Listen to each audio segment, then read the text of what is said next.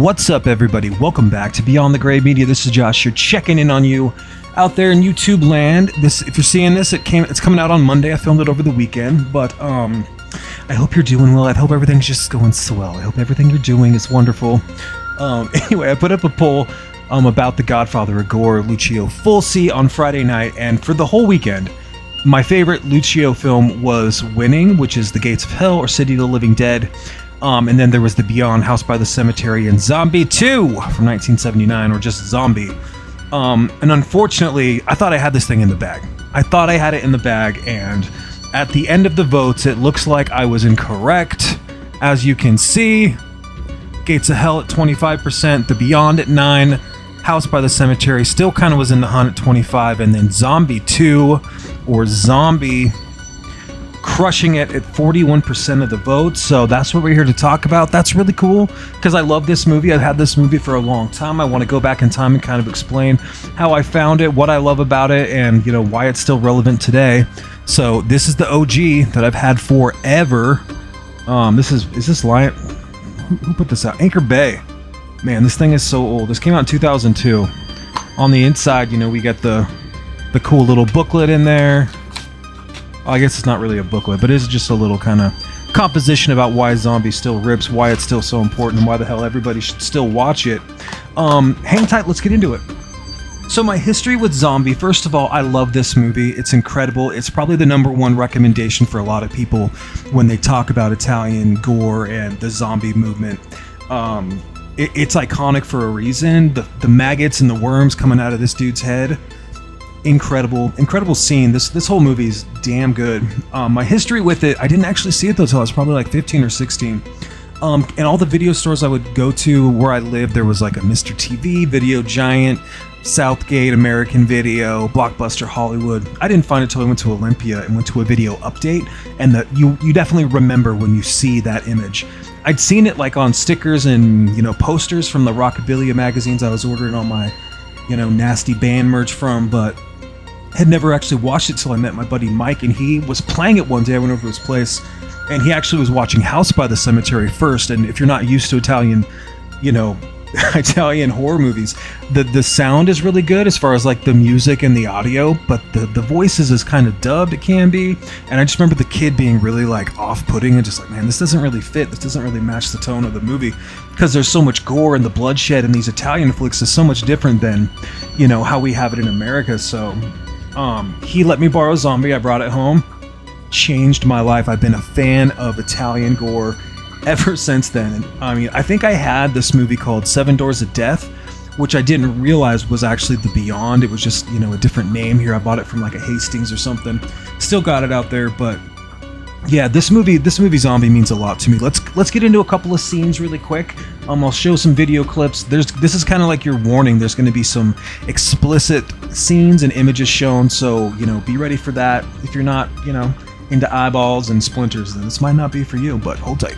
So one of the best parts about watching Fulci movies is the level of gore and detail that you actually get, and in this movie it is no different. This is the first time I think I'd ever actually seen somebody have their eye penetrated by a piece of lumber, a piece of splinter, a piece of wood coming from the door, whatever this is.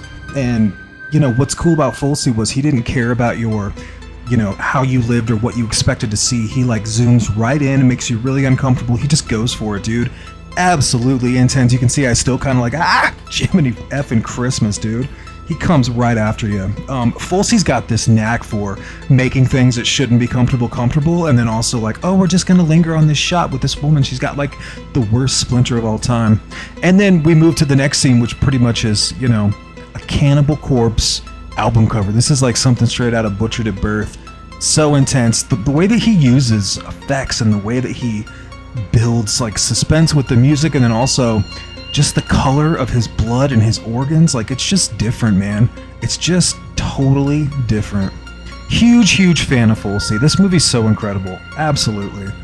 The way that he makes his zombies look like, he's following up Dawn of the Dead, and Dawn of the Dead, they're kind of green with that red pus, but I gotta shut up because we're about to see the best scene of all time, which is the maggot zombie when he comes out of the grave, bites this chick right in the neck. She gets a little bit of, how you doing? Little yum, get you some. Dude, incredible. Look at that bloodshed. Unbelievable. Fulci's the best, dude. He inspires. There's this voodoo cult going on, right? All of his friends like, hey, I want to taste. Let me in. Intense, dude. Love it. I don't understand how he did gore like that in 1979. And I love Tom Savini. He's my favorite. But man, Fulci, like, they just had a team that just did not care. It was just nightmare fuel, man. It didn't matter what you were.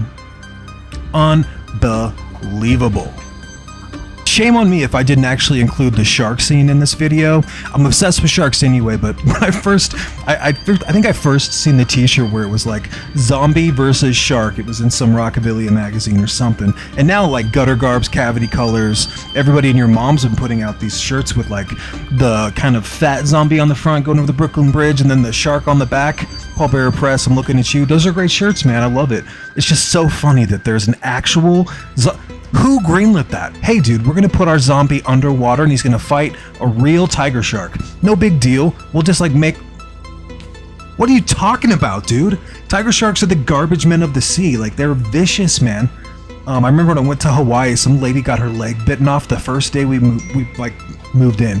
The first day in our condo. It was like, yeah, she was swimming at 5 a.m. We're just gonna throw our characters, our actors, right into the water with a real tiger shark. Unbelievable, dude. Fulci is a legend. I can't even... I mean, who am I? Fulci, what are you doing? I can't even believe it. Incredible, dude. I'm gonna fight this shark. He's just gonna ride him like you're riding a turtle or something. Good thing all that is just... affects blood. Why can't we have nice things? Fulci... dude. Okay, so I think we've established Zombie's groundbreaking in many ways. It's 45 years old. I've got a bunch of different versions here. I think anytime you see the movie Zombie out there in the wild, you should pick it up because for a long time they were really hard to find. Especially like a lot of the really old stuff. I don't know if you've ever heard of the Hastings video, but they used to carry a lot of that stuff. So you'd get the Beyond, City of the Living Dead, you know, House by the Cemetery, New York Ripper, underrated New York Ripper, brutal movie. And then also I have a confession to make. My phone was going off there and I thought about editing it out and just not having sound, but I had fun making that, so screw it, man. You got a little cell phone. I'm a popular guy, apparently. Not really. So yeah, this is the Anchor Bay release here, and then I've got these from Blue Underground. This is the 4K restoration with the slip. Pretty awesome. You open it up. This is a lenticular slip. So then Blue Underground... 3-disc limited collector's edition. 3-disc, it's got everything you're ever going to need for Zombie. I know that there's 4K stuff out there. This is a really, really good set though. So I haven't upgraded to 4K. I mean, this is like a 30-page book, dude. I'm telling you, it's awesome. So it's got reversible cover art too. If you wanted to have the maggot from the lenticular slip on the front, you can do that. Hours and hours of special features. I mean... 2 discs of special features. So if you've never seen Zombie and you want to actually get into it, this is a great way to go. The other one I have here is from Blue Underground as well. They put 3 of these out, so I grabbed 2 of them. This is when they're on the Brooklyn Bridge, which is pretty damn awesome. So you can see that they're moving there. This is from Blue Underground as well.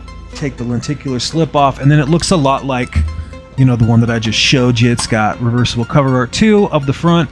Same features as the other one. Everything's the same. Does this have the soundtrack on it too? I thought one of these I had did, but this might not be the one. Dude, Zombie is an absolute banger. And speaking of the Brooklyn Bridge, that is iconic horror movie history to put those zombies on the bridge coming into New York, just taking over. The movie opens and it's just this ship rolling into New York Harbor, and then a cop, like, is it a woman that discovers it? Then there's a police officer coming through.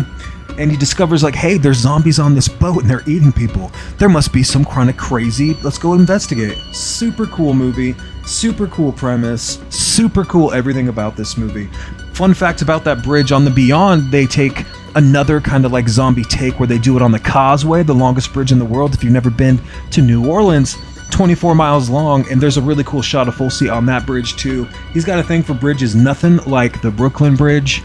Incredible. You guys got to check out this movie if you haven't. I could talk about this for another 15 minutes. Easy. The gore. It's so gory. It's so brutal. Like, there's so much blood.